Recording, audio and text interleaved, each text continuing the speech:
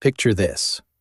4 women, professional, trained, trusted by thousands of passengers to remain calm at 30,000 feet above the earth. They have survived turbulence over the Atlantic, medical emergencies over the Pacific, and the particular loneliness of a life lived in transit, always arriving somewhere, never quite belonging anywhere.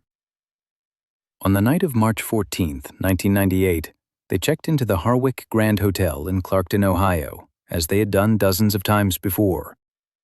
They ordered room service. They called their families. One of them laughed loud enough that a guest in the adjacent room complained to the front desk. By morning, all 4 were gone. No luggage, no uniforms, no phones, no notes. The elevator had no record of them descending. The fire exits had not been used. The parking lot cameras showed nothing.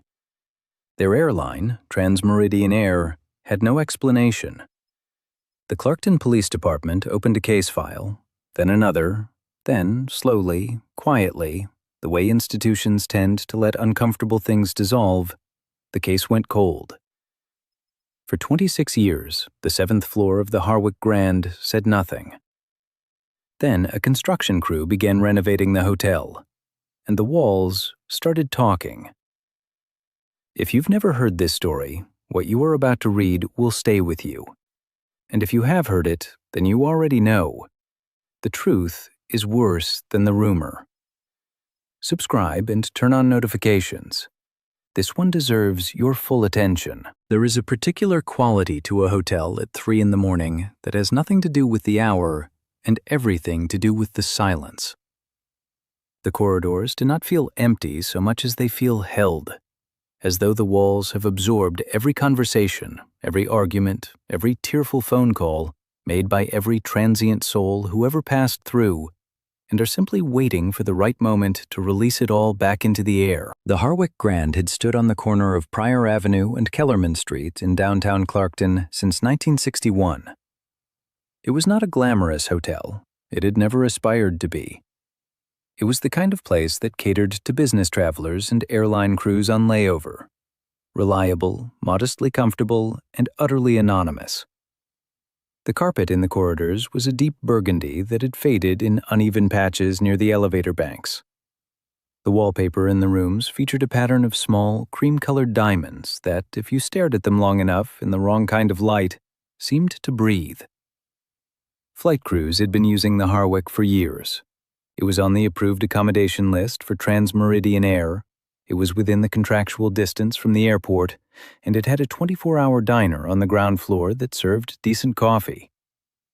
For the men and women who spent their working lives moving through impermanent spaces, the Harwick was as close to a known quantity as a hotel could be. Room 714 was at the far end of the 7th floor, and 716 was across the hall from it. These were the rooms assigned to the 4 women on the night they disappeared.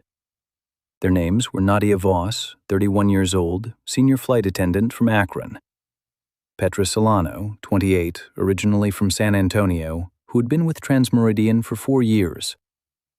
Camille Oduya, 33, the most experienced of the 4, with 11 years in the industry and a reputation for being unshakably calm. And Reika Tanabe, 26, who had only recently transferred from the domestic division and was on just her 2nd layover at the Harwick. 4 women, 2 rooms, 1 hotel floor. Gone before sunrise. In the years that followed, investigators, journalists, amateur sleuths on early internet forums, and a documentary filmmaker who never completed her project would all attempt to explain what happened to them.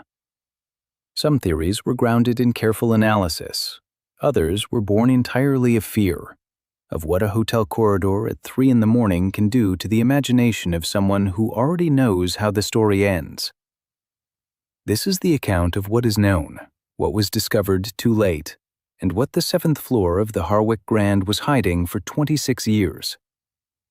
It begins, as these stories so often do, the night before anyone knew to be afraid. The flight from Charlotte had been uneventful, which was the only kind of flight Nadia Voss truly liked. She'd been doing this long enough to know that uneventful was its own form of excellence, the kind no passenger ever noticed or thanked you for. which was fine because Nadia had long since stopped needing that particular form of validation.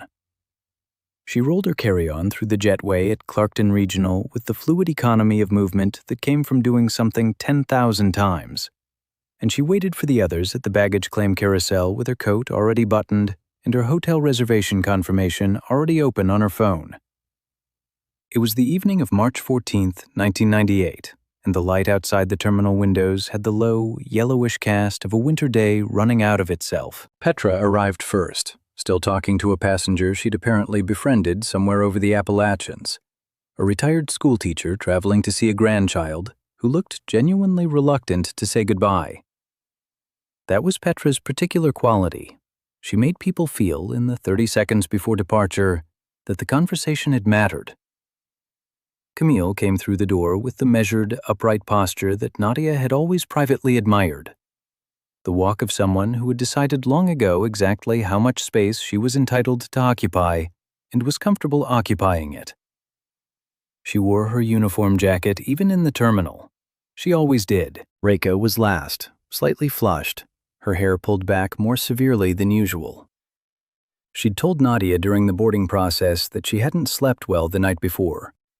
Something about her apartment, a noise she couldn't identify, a feeling she couldn't shake. Nadia had nodded and handed her a ginger candy from her pocket, which was the closest she generally came to maternal comfort. The shuttle to the Harwick took 15 minutes. The four of them sat in the near dark of the van, watching the lights of Clarkton slide past the rain-streaked windows. It had been raining since mid-afternoon. The city had the particular sodden grayness of a place that has simply accepted the weather and decided to endure it. At the front desk, the duty manager, a thin man named Floyd Driscoll, whom Nadia vaguely recognized from previous layovers, checked them in with minimal conversation. Transmeridian crews were not guests in the hospitality sense of the word. They were more like furniture that appeared and disappeared on a schedule. He assigned them the usual 7th-floor rooms, slid the key cards across the counter, and returned to whatever he'd been doing before they arrived. The elevator was slow. Camille mentioned that it had been slow the last time, too, and the time before that. Reika pressed the button for the 7th floor, and the doors closed, and for a moment the four of them were reflected in the brushed steel interior. Four women in varying states of exhaustion, going to rooms that were not theirs to sleep in beds they did not own. The corridor on the 7th floor smelled of carpet cleaning solution and something beneath it, older and harder to name. Nadia noticed that the light outside room 712 was flickering faintly, a slow, almost imperceptible pulse. She made a mental note to mention it at the front desk. She did not mention it. They agreed on dinner at 8, the diner on the ground floor. They agreed, too, on an early night. The return flight was a 6:30 departure, which meant a 4:15 lobby call, which meant that any civilized person would be asleep by 10.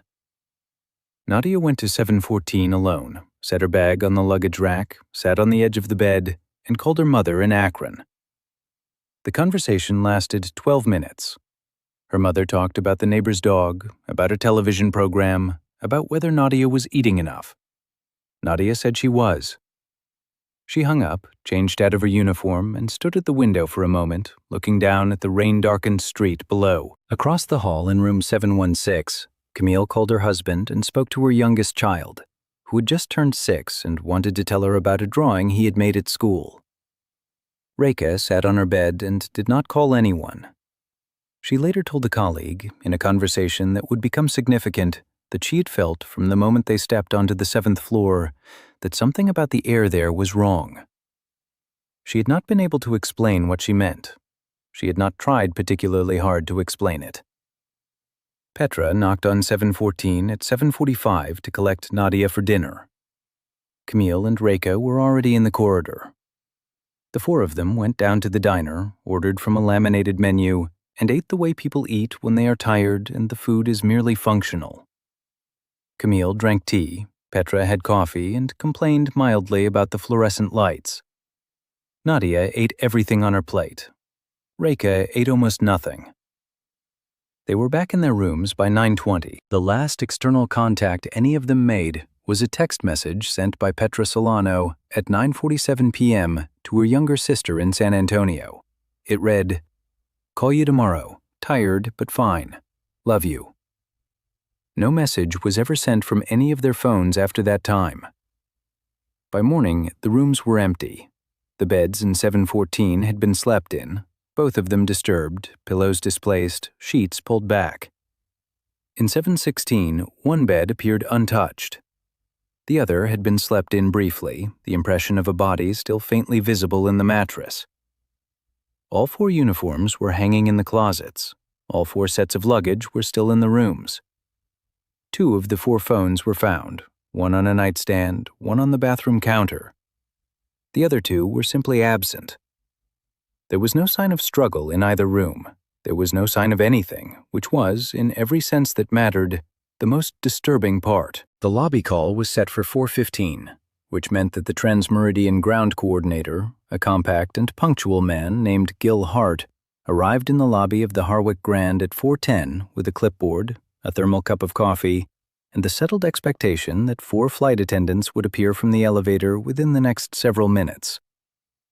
At 4:30, none of them had appeared. Gil Hart was not, by temperament, a man who alarmed easily. In 11 years of coordinating airline crews across 5 regional hubs, he had managed lost luggage, food poisoning, missed alarms, domestic arguments that spilled into lobbies, and on one memorable occasion, a senior pilot who had simply decided at 4 a.m. that he no longer wished to be a pilot. He understood the particular irrationality of human beings when deprived of sufficient sleep. He called Nadia Voss's room phone first, because she was the senior crew member, and because, in his experience, if one person was awake, Nadia was that person. The phone rang 11 times. He called 716. It rang 9 times. He tried the mobile numbers he had on file. None connected. By 4:45, his settled expectation had curdled into something he would later describe to investigators as a cold and specific wrongness. Not panic exactly, but the precise sensation of a pattern that has failed to complete itself. He went to the front desk and asked the night clerk, a young woman named Breezy Colton, who was 2 hours from the end of her shift, to send someone to the 7th floor. The housekeeper on duty that morning was a woman named Agatha Mwenze, 52 years old, who had worked at the Harwick Grand for 9 years, and who, in all that time, had developed a practiced indifference to the private dramas of hotel guests. She had seen things in those rooms that she had long since arranged into neat mental categories labeled "Not My Business" and "Tell the Manager." She knocked on room 714 at 4:53. The door was not locked, which was the first wrong thing. Hotel doors locked automatically when they closed. For 714 to be unlocked, someone would have had to manually engage the interior latch. Or someone would have had to leave in a hurry without pulling the door fully shut behind them. Agatha pushed it open. She called hello. She stepped inside. She found the room in the condition described later in the police report. Both beds slept in, uniforms in the closet, luggage undisturbed, the television off, the lights off. On the nightstand nearest the window, a glass of water half finished, a paperback novel face down, an inhaler which investigators would later match to Nadia Voss's prescription records. The bathroom was empty. The window was locked from the inside. Agatha crossed the hall and knocked on 716. This door was fully closed and locked. She used her master key. The room smelled different. Not unpleasant, but different. Slightly chemical in a way she could not immediately identify, but would describe repeatedly in subsequent interviews as like a hospital, but quieter. One bed clearly undisturbed, one bed used briefly and abandoned. On the small desk near the window, a pen had rolled to the floor. A piece of hotel stationery bore what appeared to be the beginning of a note, 3 words written in a hand that the police would confirm as belonging to Camille Oduya. The 3 words were, "Something is wrong." Nothing followed them. Agatha Mwenze went back to the corridor, stood in the flickering light outside room 712 for a moment, and then went downstairs and told Gil Hart that the rooms were empty. Gilhart called Transmeridian's operations center. Transmeridian's operations center called the airport. The airport confirmed that no one matching the 4 women's descriptions had checked in for the return flight, or for any other flight. Gilhart then called the Clarkton Police Department, and at 5:38 in the morning, 2 patrol officers arrived at the Harwick Grand to take the initial report. The official missing persons case was filed at 7:14 a.m. by Sergeant Lorna Stead, a 15-year veteran of the Clarkton PD who would become, over the following months, the closest thing the case had to a dedicated investigator.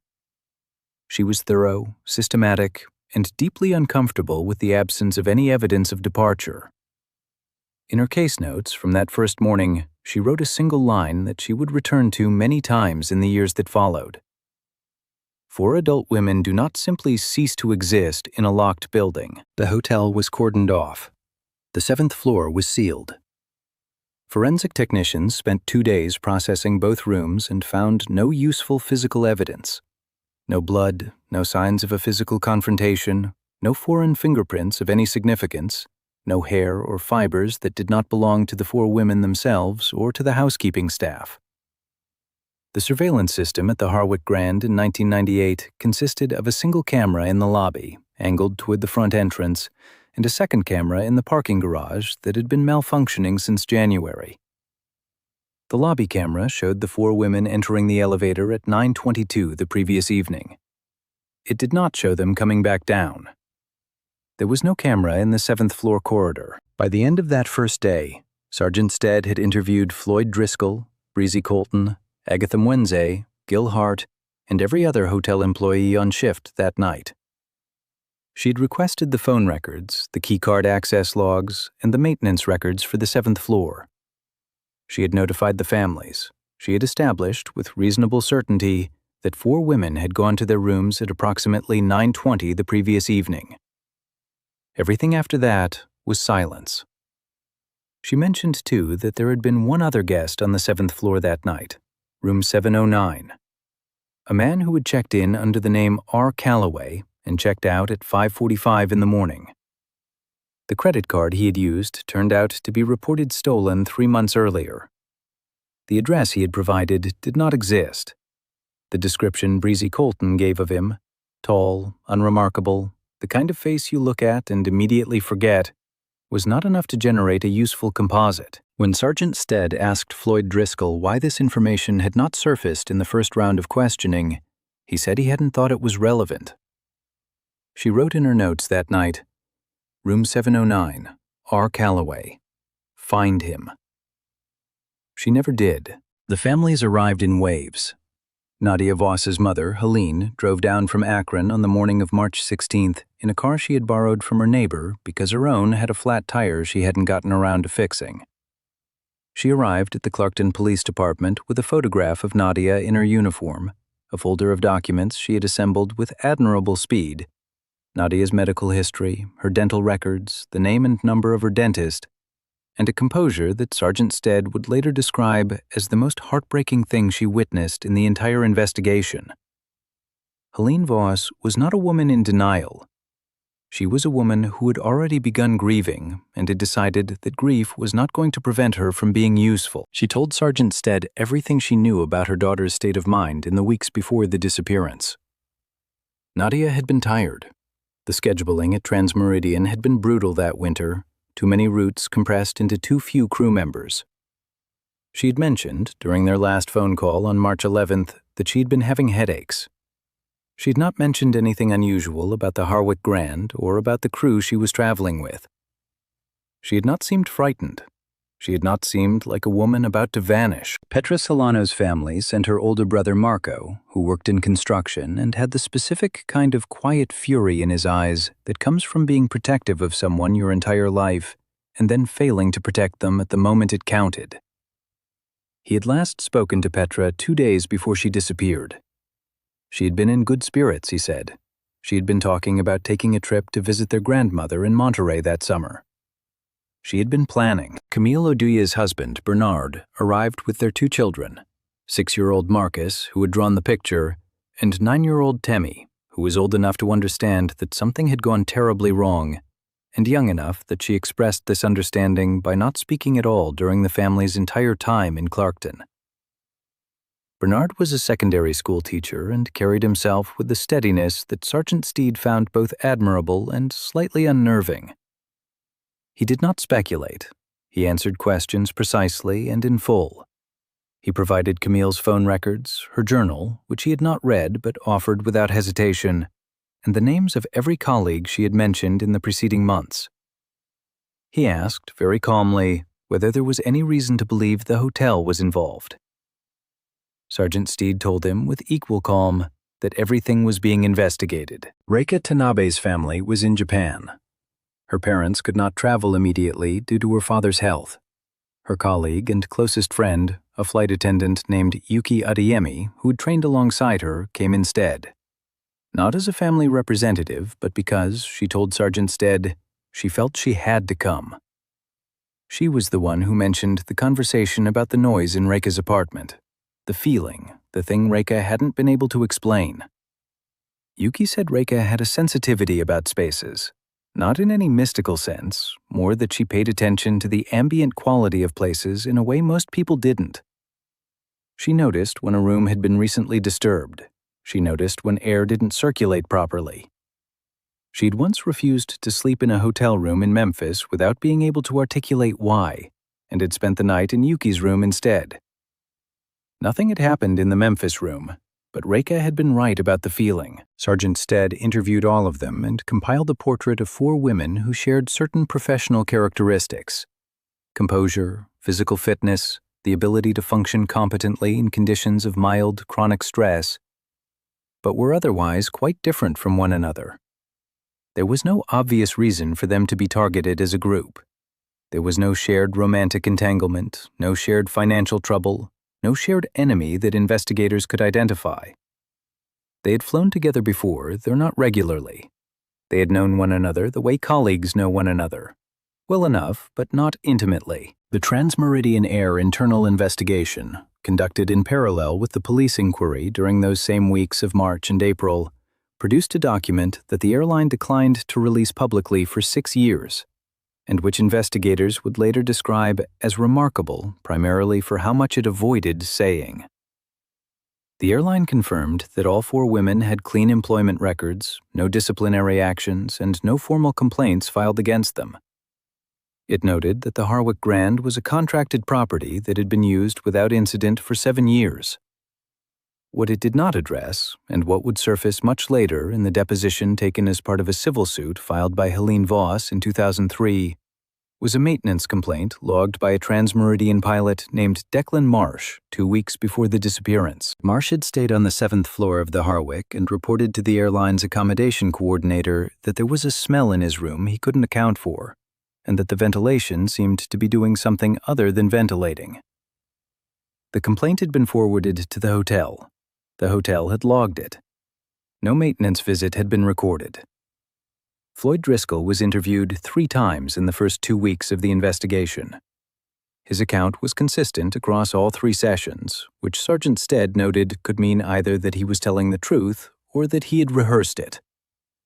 He remembered the crew checking in. He remembered nothing unusual about the evening. He had not left the front desk area between 10 p.m. and 6 a.m., except for 2 bathroom breaks and 1 cigarette in the rear service corridor. He had heard nothing from the 7th floor. He mentioned, in his 3rd interview, almost as an aside, that the 7th floor had been having some electrical issues since February. Lights flickering, the elevator behaving oddly. He'd put in a work order. The maintenance contractor had come once, he thought, and had apparently not resolved the problem. He did not mention in any of the 3 interviews that the maintenance contractor had found something in the ceiling. That detail would take years to surface. The investigation did not so much stall as it settled, the way sediment settles in still water. Slowly, layer by layer, until the original shape of the bottom is no longer visible from the surface.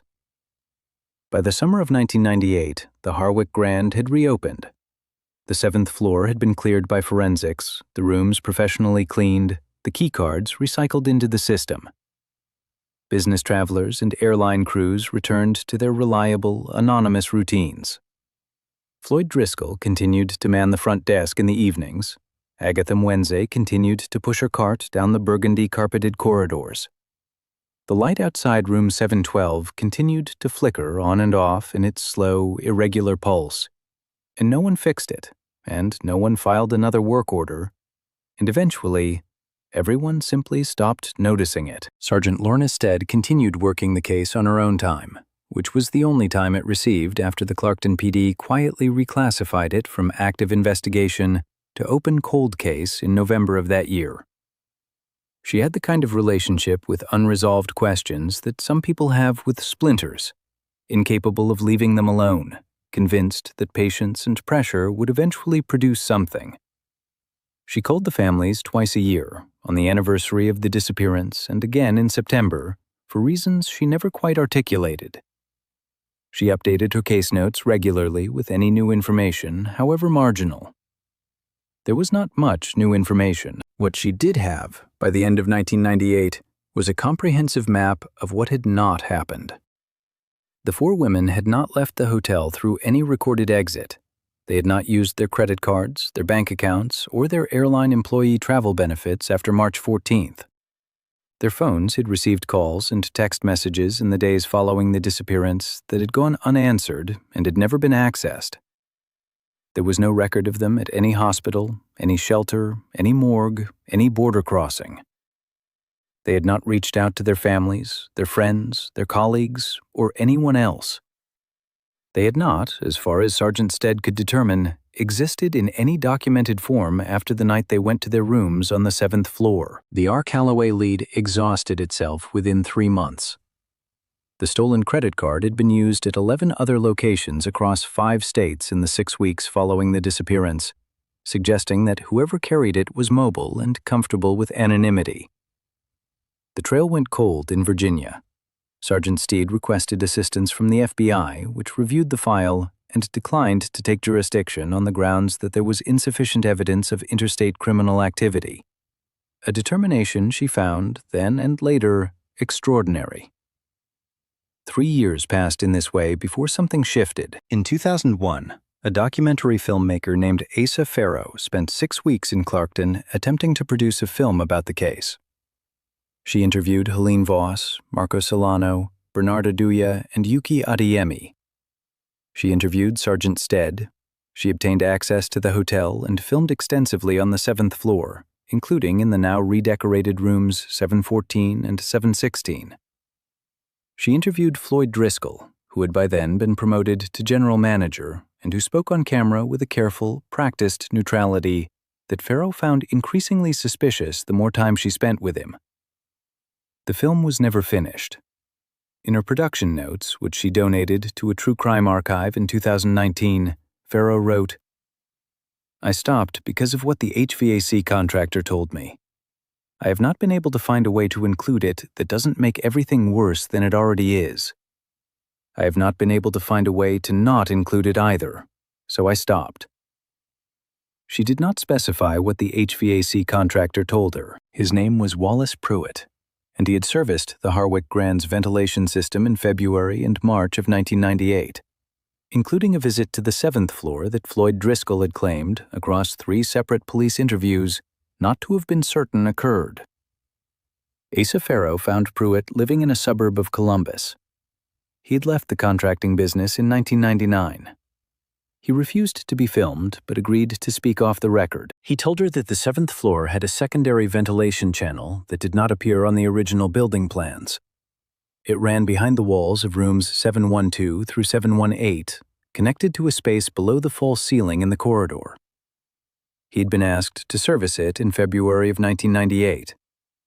He had opened the access panel in the ceiling near the elevator bank and had found, inside the space, evidence that it had been used, recently and regularly, as a place where a person could stand, crouch, and move.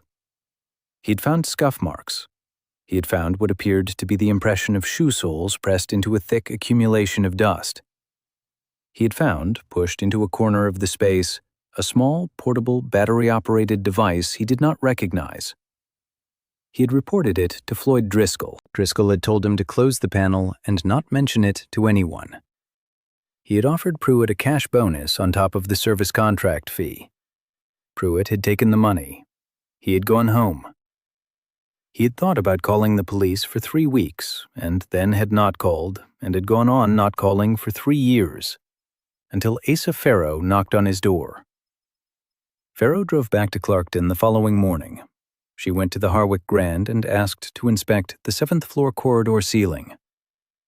Floyd Driscoll told her the hotel did not permit filming in maintenance areas. She asked if she could inspect without filming. He asked if she had a warrant. She checked in as a paying guest and went to the 7th floor alone. She stood in the corridor outside room 712 and looked up at the ceiling panel near the elevator bank. It had been freshly painted over. The seam was barely visible beneath the new coat.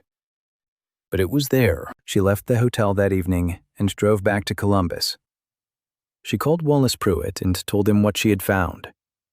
There was a long silence on the line.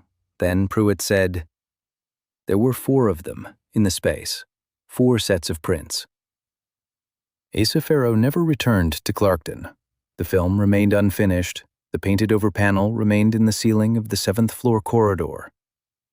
Nobody looked up. The Harwick Grand had been sold twice since 1998. Once in 2007 to a regional hospitality group that rebranded it as the Clarkton Executive Suites and replaced the burgundy carpet with something in a neutral gray that felt, to anyone who had known the original, like a deliberate erasure of memory. And again in 2021 to a property development company based in Cincinnati called Aldrin Meridian Holdings, which had plans to gut the building entirely and convert it into extended-stay apartments targeting young professionals in the expanding medical district 2 blocks east. The renovation began in January 2024 with the upper floors working downward. The construction crew foreman was a man named Soren Volk, 44 years old, from Dayton, with 20 years of commercial interior demolition behind him and a practical, entirely unsentimental relationship with the buildings he took apart. He had demolished a condemned hospital in Youngstown, the interior of a former textile factory in Lorain, and 17 hotels of varying sizes and vintage across Ohio and Pennsylvania. He was not a man easily unsettled by old buildings. Old buildings, in his experience, were simply structures that had accumulated the physical evidence of time: deteriorating plasterwork, obsolete wiring, the occasional nest in the wall cavity. They were problems to be solved with the right tools, not mysteries to be respected. He revised this position on the 3rd day of work on the 7th floor. His crew had begun stripping the corridor walls on January 9th, pulling back the drywall panels to expose the structural framing beneath in preparation for new electrical routing.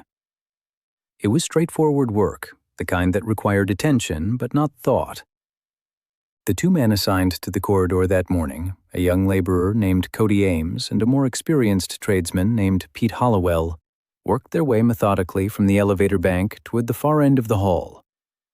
At approximately 10:40 in the morning, Pete Hollowell's pry bar broke through a section of drywall adjacent to the ceiling panel near room 712 and met no resistance on the other side. Not the usual hollow of a standard wall cavity, but a larger, unobstructed void.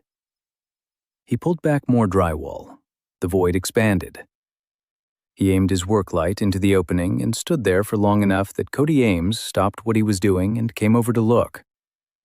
They called Soren Volk.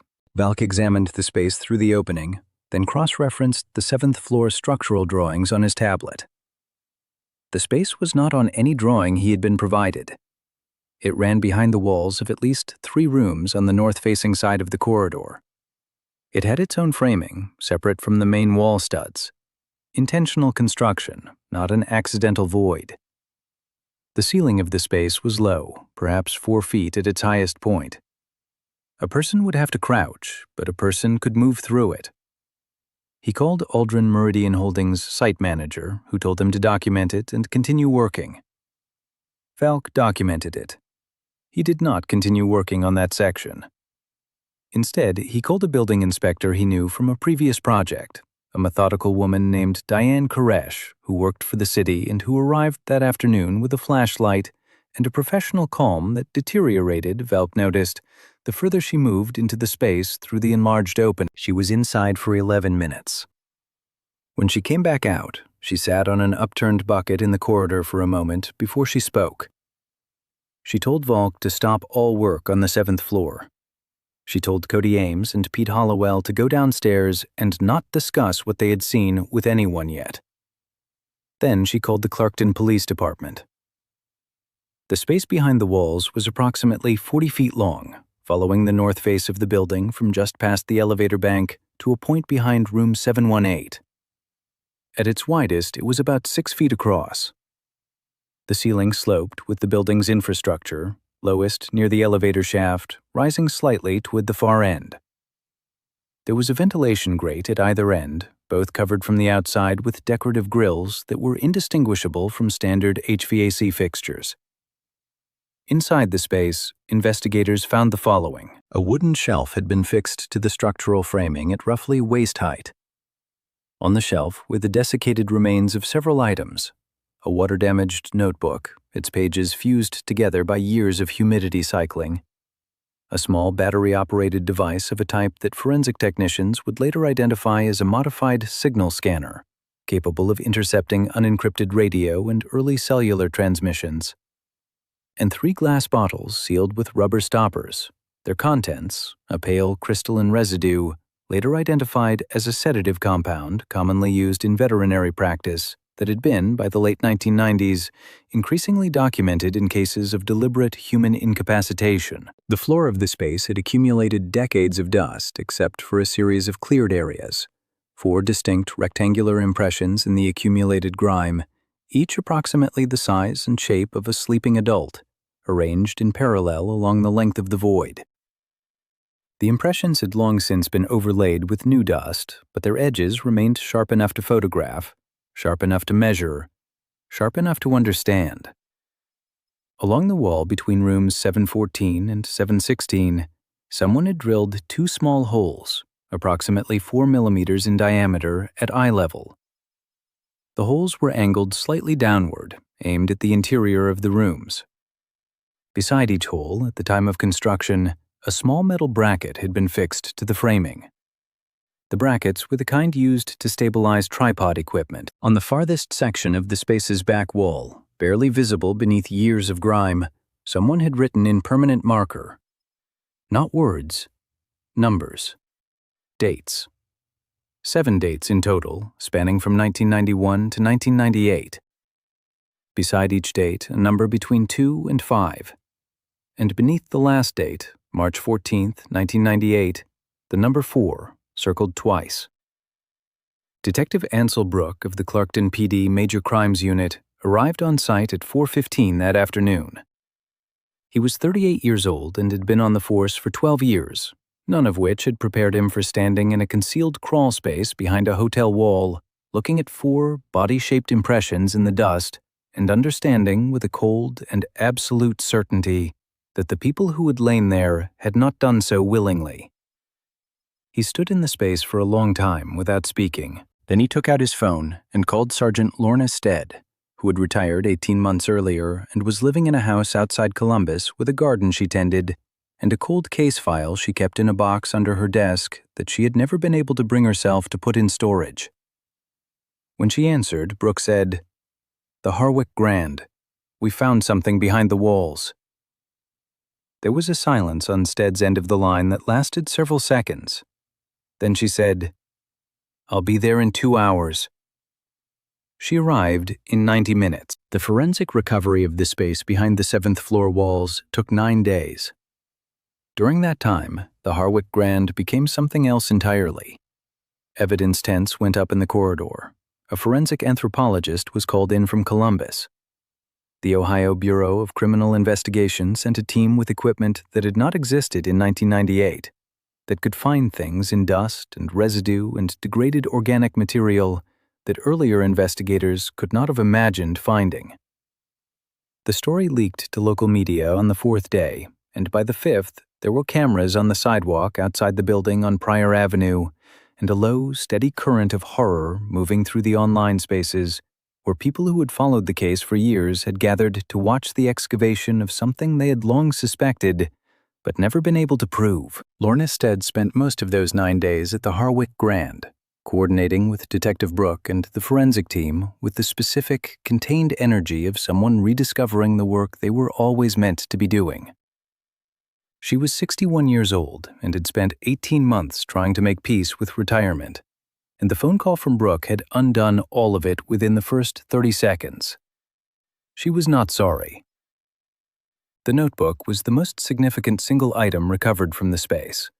Its pages had fused along much of their length, but forensic document examiners at the BCI lab spent 3 weeks carefully separating them using humidification and microscalpel techniques. What they recovered was not complete. Perhaps 40% of the original content was legible, but what was legible was enough. The notebook did not belong to any of the 4 women. The handwriting, later analyzed by 2 independent forensic document examiners, was determined to be male, with a high degree of probability. The ink was ballpoint, consistent with late 1990s production. The content of the legible sections revealed a log, methodical, almost clinical, of what appeared to be multiple visits to the space over a period of several years. Early entries, from what the examiners estimated was 1994 or 1995 based on contextual references within the text, described the space in technical terms. Notes about sight lines through the drilled holes, notes about acoustic properties, which conversations in the rooms could be clearly heard, which were muffled, how sound traveled differently depending on whether the room's television was on. Notes about the ventilation system's timing cycles and how they could be used to introduce substances into a room's air circulation. Reading those entries, Sergeant Steed had the disorienting sensation of watching someone think, of observing the patient, incremental assembly of a terrible competence. Later entries became less technical and more observational. Descriptions of guests in the rooms. Physical descriptions, detailed to a degree that read less like notes and more like a record of sustained, intimate surveillance. The entries were not dated with specific dates, only with coded notations that the forensic team and Sergeant Stead spent considerable time attempting to decode. The entries corresponding, by their internal logic, to the dates written on the wall included the room numbers occupied and brief, sparse descriptions that Stead read in a cold silence and did not share with the media. The entry for what was almost certainly March 14, 1998, read, 4 tonight, 7th floor north, new compound, adjusted ratio, waited for HVAC cycle 3, all quiet by 11:40. The blue one first, then the others in order. Total weight estimate difficult. Will need second exit route. R handled transit. Cleaner than before. The phrase, the blue one, was never definitively interpreted. Reika Tanabe had owned a blue travel bag. Nadia Voss had worn a blue robe she'd brought from home, found still hanging on the bathroom door hook in 714. Petra Solano's family later said that blue was her favorite color, and she owned several items in that shade. It was not possible to determine which of them the notebook's author had been referring to, or whether the reference was even to one of them specifically. R handled transit generated the most immediate investigative attention. The R. Calloway entry in the hotel register from 1998 resurged with new urgency. The BCI ran the stolen credit card records through updated databases and cross-referenced the physical description Breezy Colton had provided, tall, unremarkable face, with what newer investigative tools and 3 decades of additional records might yield. It took 11 days to produce a name. The card had been one of 6 stolen from a postal facility in Canton, Ohio in early 1997. 5 of the 6 had been recovered or traced quickly. The 6th, the one used at the Harwick Grand, had circulated for nearly 8 months before going dormant. A forensic financial analyst working the case identified a pattern in the transactions preceding the Clarkton charge. Gas stations and motels along a specific corridor of Interstate 77, spaced in intervals consistent with someone driving between Canton and Clarkton on a regular basis. The motels had records. At 4 of the 7 motels along the route, a guest had checked in within 6 months of the Harwick visit using variation names: R. Calloway, Roy Callow, R.W. Callahan.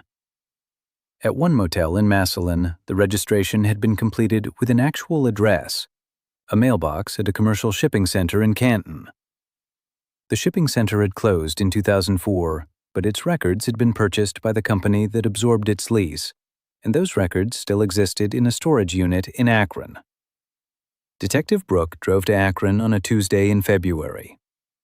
Inside the storage unit, among thousands of mundane packages and routine commercial correspondence, he found a cluster of records associated with the mailbox.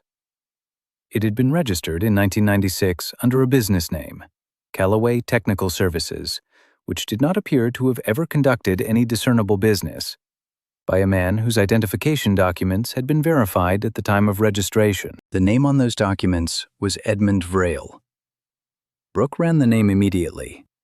Edmund Vrale had a thin but real paper trail, a driver's license issued in Ohio in 1989, renewed once in 1994, and never renewed again. A single tax record from 1991, an employment record from a building services company in Akron that had contracted with, among other clients, several regional hotel chains throughout the late 1980s and into the 1990s. One of those chains had owned the Harwick Grand. Brooke called Stead from the storage unit parking lot. The call lasted 4 minutes. When it ended, Stead sat in the kitchen of her house outside Columbus and looked at the garden through the window for a long time without seeing it, because there was something else, something that had been in her original 1998 case file all along, sitting quietly in the evidence log without anyone understanding what it meant. Among the items cataloged from the 7th floor rooms in the initial forensic sweep, listed between 1 partial glass of water and 1 prescription inhaler, was an entry that had never generated any investigative follow-up. One business card, found on floor beneath radiator, room 716. Printed text reads, Callaway Technical Services. No contact information, no address. Camille Aduya had been in room 716. She had written, "Something is wrong," on the hotel stationery. The business card had been on the floor beneath the radiator, the kind of place a card ends up when it has been pressed into someone's hand and then dropped or thrown or hidden in haste. In 26 years, nobody had connected the card to the mailbox, to the name, to the employment record, to the hotel chain, to the space behind the walls. Nobody. Until now. Edmund Vrale was 67 years old. He was found not through any dramatic investigative breakthrough, but through the particular persistence of a forensic genealogist named Adeline Marsh, contracted by the BCI in late February, who spent 3 weeks working backward through thin records and partial identities with the patient, almost meditative focus of someone who genuinely believes that every person leaves a thread, however fine, and that threads, followed carefully enough, lead somewhere. The Ohio driver's license from 1989 had been issued with a birth certificate. The birth certificate was real. Edmund Vrale had been born in 1957 in Summit County. He had a mother listed, deceased, and a father listed as unknown. He had attended 2 years of a technical college in Akron in the mid-1970s, studying building systems and HVAC installation. He'd worked intermittently through the 1980s for a succession of building services companies, always in roles that gave him access to the mechanical infrastructure of large commercial properties. The spaces behind walls, above ceilings, below floors. He had no criminal record, not a single charge, not a single arrest, not so much as a traffic citation after 1985. He had paid taxes sporadically and then not at all. He had held no lease, no mortgage, no utility account in his own name after 1996. He had, in the most deliberate and systematic way imaginable, made himself disappear from the documentary record at approximately the same time he appeared in the Harwick Grand's wall. Adeline Marsh found him through his mother's sister, an elderly woman named Vera Coles, 83 years old, living in a care facility in the Canton suburb of Perry Township. Vera Coles had received, at irregular intervals over the years, small amounts of cash by mail. No return address, no note. The care facility's administrator confirmed that the most recent envelope had arrived 14 months earlier, postmarked from a town called Delridge in rural Morrow County, about 60 miles north of Columbus. Detective Brooke drove to Delridge on the morning of February 28th with 2 BCI agents and a warrant. The property was a small, self-sufficient acreage at the end of a gravel road, a house of modest size, a barn that had been partially converted into a workshop, and a well. There was a truck parked in the yard, old but recently serviced. There was a woodpile, neatly stacked. There was a vegetable garden, dormant under a February frost, but carefully maintained. The beds edged, the soil turned, the stakes still standing from the previous season's climbing plants. Nothing about the surface of the place suggested anything about its occupant. That, Brooke would later think, was perhaps the most accurate thing about it. Edmund Frail opened the door before they knocked, as if he had been watching from the window, and he looked at Detective Brooke with eyes that were calm in a way that Brooke would spend a long time afterward trying to describe, and consistently fail to describe adequately. Not the calm of innocence, not the calm of resignation, something more considered than either. He was a tall man, thin, with gray hair and a face that was, just as Breezy Colton had said 26 years earlier, the kind of face you looked at and immediately found yourself forgetting even while you were looking at it. He wore a flannel shirt and work trousers. He offered them coffee, which nobody accepted. He was read his rights. He said he understood them. He asked, with a precision that suggested he had imagined this moment many times, whether they had found the notebook. Brooke said yes. Vrail nodded slowly, as if this confirmed something he had been calculating for some time.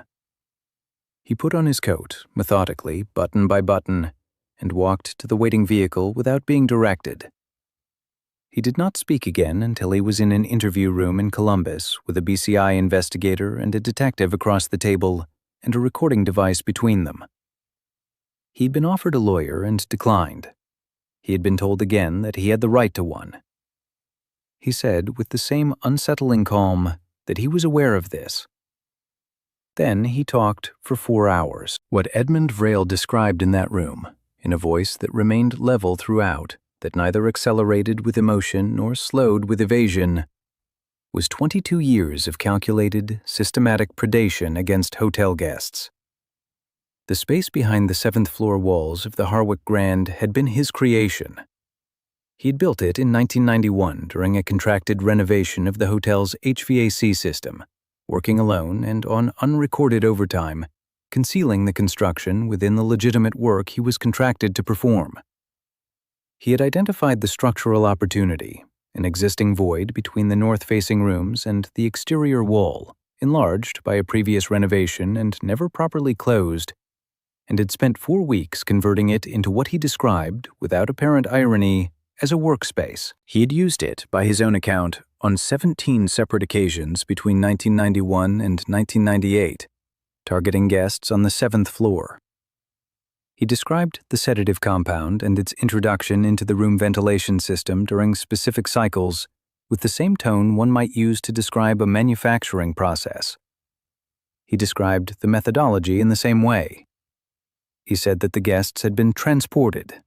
When pressed on what he meant, he said, moved, through the service corridor at the back of the building. There is a freight access that bypasses the lobby cameras. R had a vehicle. R, he confirmed without hesitation, was a man he had known since the late 1980s, a former colleague in the building services industry whose full name he provided to investigators. The man had died in 2009 in an unrelated accident in West Virginia.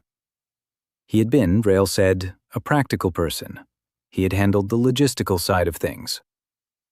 Vrail said this with the faint, terrible suggestion that the division of labor had been both equitable and efficient. When asked directly what had happened to Nadia Voss, Petra Solano, Camille Oduya, and Reika Tanabe, Edmund Vrail was quiet for a long moment. The recording captured the ambient sound of the building, a distant phone, the hum of fluorescent lights, and then his voice, still level, still calm, he said, They were moved on. I don't retain people. That was never the point. Moved on to where? The investigator pressed. Vrail looked at the recording device for a moment, then back at the investigator. To whoever R had arranged for. I didn't ask. That wasn't my part of it. The 4 hours of interview produced a detailed account of methodology and a near-complete account of his own actions, and almost nothing about the ultimate fate of the 17 people he acknowledged having subjected to this process. He spoke about what he had done with the precision of a man who had thought about it for a long time and organized it carefully. He spoke about what had happened to the people with the detachment of someone describing weather in a country he had never visited. He was charged that evening. The charges were extensive. He did not respond to them with any visible emotion. The question of what had happened to the 4 women, and to the 13 others whose dates were recorded on the wall, moved from Edmund Vrail's hands into the hands of investigators, prosecutors, forensic analysts, and the slow, grinding machinery of the justice system. It became, in the weeks and months that followed, a case that generated task forces in 3 states and cooperation requests with law enforcement agencies in 5 others. Helene Voss received a phone call from the BCI on a Thursday afternoon in August. She sat in the same chair, in the same living room in Akron, where she had spent 26 years waiting. She did not say much. She thanked the investigator who called her. She hung up. Then she sat in the chair for a very long time, looking at a photograph of Nadia in her uniform, and the afternoon light came through the window and moved slowly across the floor, and eventually it was dark, and Helene Voss was still sitting there, and she was still looking at the photograph, and she was not alone, because her neighbor had come when she didn't answer the phone and was sitting beside her in the quiet, which was a different kind of quiet than the one that had occupied that room for 26 years. By midsummer of 2024, the Harwick Grand no longer existed. The building was still standing, the conversion was on schedule, the structural bones of the 1961 building preserved inside a new skin of contemporary cladding and replacement windows. But the hotel was gone. The burgundy carpet was gone, the slow elevator was gone, the flickering light outside room 712 was gone, the fitting removed along with the entire wall in which it had been embedded. The rooms themselves were gone, their dimensions altered, their layouts redesigned, their numbers retired. Whatever residual identity a place carries in its walls and floors, and the particular weight of its silence, had been dismantled, panel by panel, down to the framing. The space behind the north wall of the 7th floor had been photographed, measured, sampled, and documented so thoroughly that it existed now primarily as data. Terabytes of forensic imaging, tens of thousands of words of recorded testimony, a physical evidence archive in Columbus that occupied 3 full shelving units. Then it had been opened fully to the exterior and demolished. Soren Volk had overseen that specific part of the demolition himself, sending his crew on a break and doing it with a single partner, quietly and quickly. And he had not spoken much about it afterward, except to say, when a journalist asked him what it felt like, that it felt like something that needed doing, and he was glad it was done. Floyd Driscoll had been arrested in March. The charges against him included obstruction of justice, evidence tampering, and accessory after the fact. The latter charge resting substantially on what Wallace Pruitt had told investigators about being instructed to close the ceiling panel and accept payment for his silence. Driscoll's lawyer argued that his client had been intimidated into compliance by Vrail and had no knowledge of the full scope of what the space had been used for. The prosecution argued that a general manager who accepts cash to conceal a hidden compartment in his hotel's wall, after a person reporting that compartment has described evidence of human occupation, has made a choice that carries consequences regardless of what he claimed not to know. The trial was ongoing. Wallace Pruitt cooperated fully with investigators. He had lived for 26 years with what Asa Farrow had described in her production notes as an unbearable piece of knowledge. And the arrival of investigators in his living room had produced in him something that he struggled to name in his testimony, but which the courtroom understood to be relief. the particular, gutting relief of a secret finally released from a body that had been carrying it long past its capacity to do so. Asa Farrow published her production notes and all of her interview recordings in March of that year, accompanied by a long piece of writing that she described not as journalism and not as a documentary treatment, but simply as an account. It was read widely. She did not give interviews about it.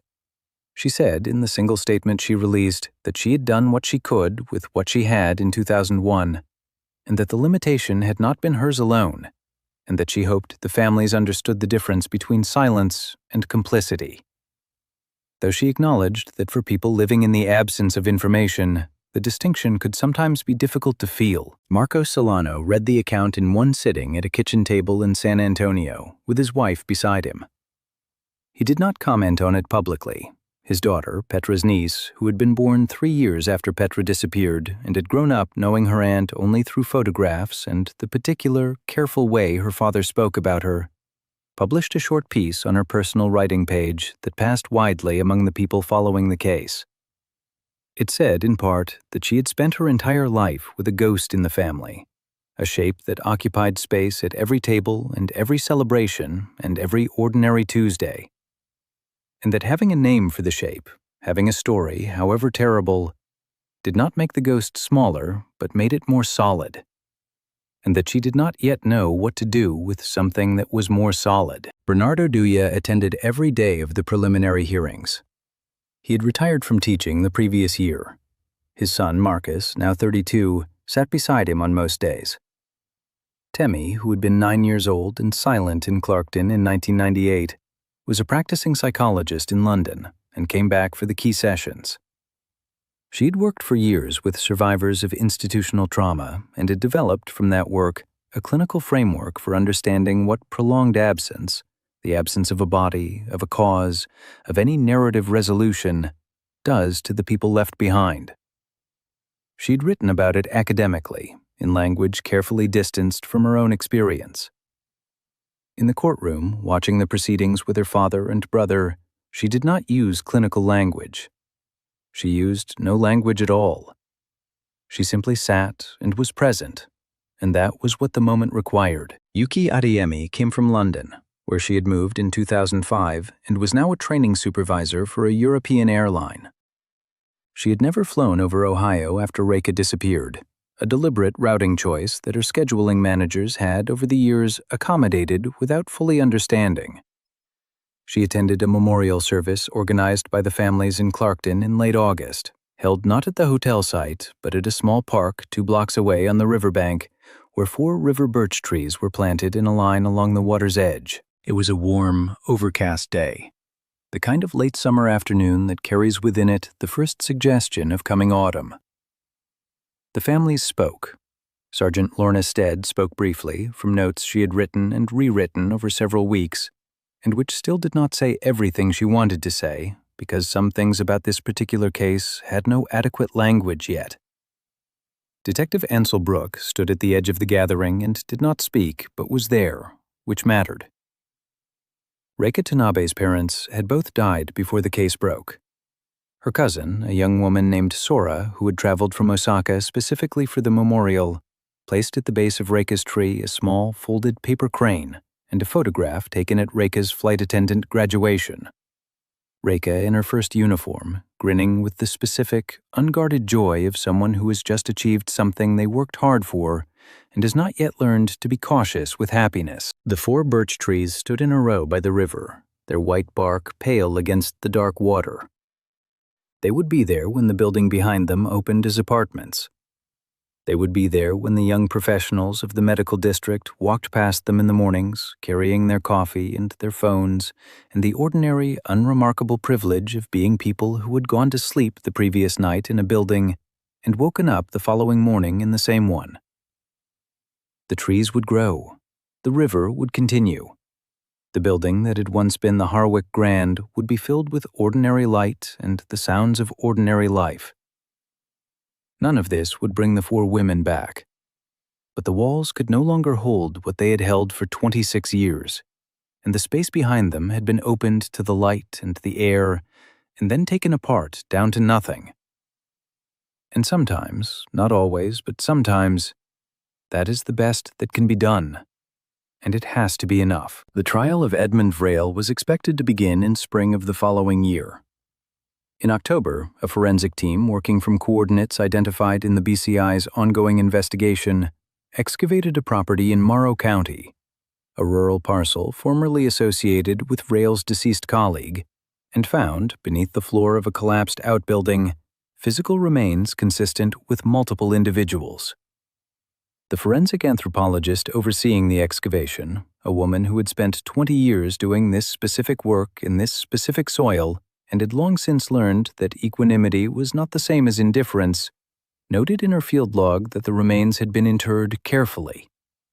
Not with markers, not with any gesture that would survive as identity, but carefully nonetheless, which she found, in its own way, one of the most disturbing things about all of it. The analysis would take months. The families were notified that the work was ongoing, that identification was the priority, that everything that could be done would be done. Lorna Stead drove out to the site on the day the excavation began and stood at the perimeter for a long time, watching the careful, methodical work of people equipped with tools that had not existed when she had first opened the case file in 1998. She thought about the 4 women going up in the elevator. She thought about the lobby camera, the single camera angled toward the front entrance, showing them disappearing behind the brushed steel doors. She thought about Reika Tanabe, who had told her friend that she paid attention to the ambient quality of spaces, who had noticed from the moment they stepped onto the 7th floor that something about the air there was wrong. She had been right.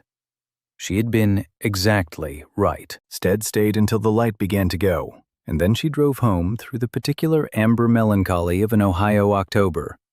And she sat in her kitchen and she did not open the case file, because the case file was no longer under her desk.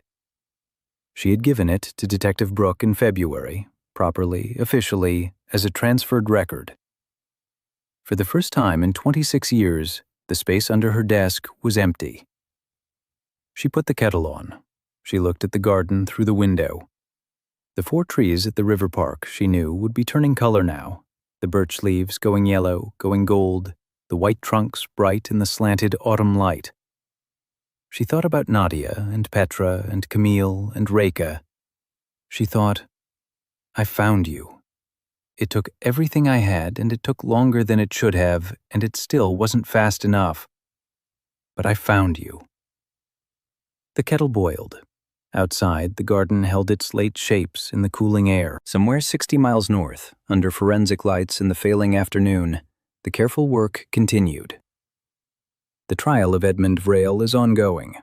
The identifications from the Morrow County site are pending. The families of Nadia Voss, Petra Solano, Camille Oduya, and Reika Tanabe are waiting. The Harwick Grand is gone. The trees are still there.